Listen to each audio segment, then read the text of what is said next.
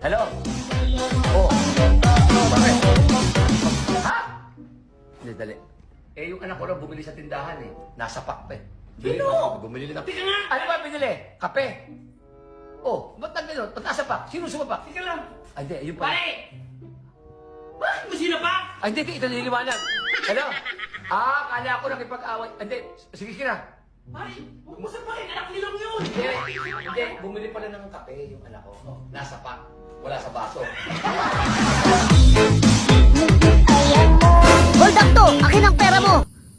Hindi mo pwedeng gawin sa akin to. Bakit? Hindi mo ba ako kilala? Isa akong politiko. Ha? Kung ganun, akin ang pera namin! Kamusta po kayo? Mabuti naman po, Dog. May good news ako sa inyo. Matutuloy na po ang inyong heart transplant. May nakuha na po kaming puso na ipapalit sa puso ninyo. Talaga po, Doc? Nako, salamat naman. Meron tayong 3 pwedeng pagpipilian. Ikaw nang bahalang mamili kasi magkakaiba yung presyo eh. Okay po, Doc. Merong atleta, 5 milyong piso. Engineer, 6 million pesos.